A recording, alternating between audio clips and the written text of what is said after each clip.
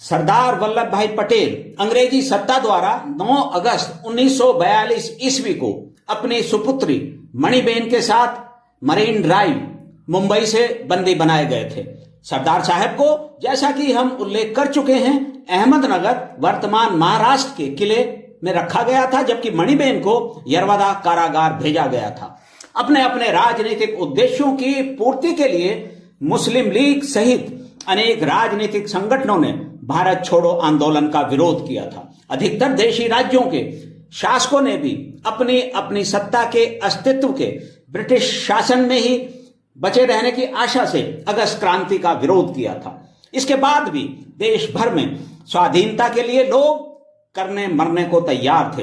विदेशी सत्ता के प्रति जनाक्रोश की स्थिति को लोगों द्वारा देश भर में 3500 स्थानों पर रेल पटड़ियां उखाड़ फेंकने से जाना जा सकता था। 9 अगस्त 1942 ईस्वी की प्रातःकाल से ही सरकार द्वारा क्रूर दमन चक्र प्रारंभ कर दिया गया था। केवल दिल्ली में ही पुलिस द्वारा जनता को भयभीत करने के उद्देश्य से 2 दिनों में 47 बार फायरिंग की गई थी।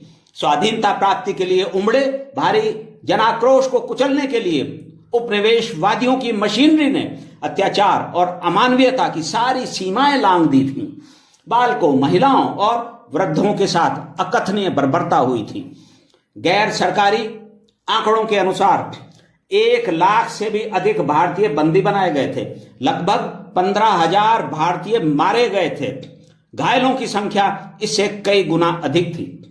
वह सब मातृभूमि की स्वतंत्रता के लिए देशवासियों में आई अभूतपूर्व जागृति का, जिसमें स्वयं सरदार वल्लभ भाई पटेल की बड़ी भूमिका रही थी, परिणाम था।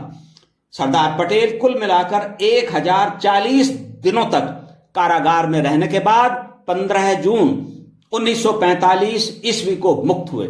अपने लंबे कारावास की अवधि में सरदार साहब राष्ट्रीय अंतर्राष्ट्रीय गतिविधियों पर पैनी दृष्टि रखते रहे थे। सेंसर की स्थिति होने पर भी गांधी जी सहित अन्य नेताओं, साथियों और कार्यकर्ताओं के साथ निरंतर पत्र व्यवहार करते रहे थे। उनके पत्र कई बार सांकेतिक भाषा में होते थे, देश के लिए राजनीतिक परामर्श पूर्ण होते थे।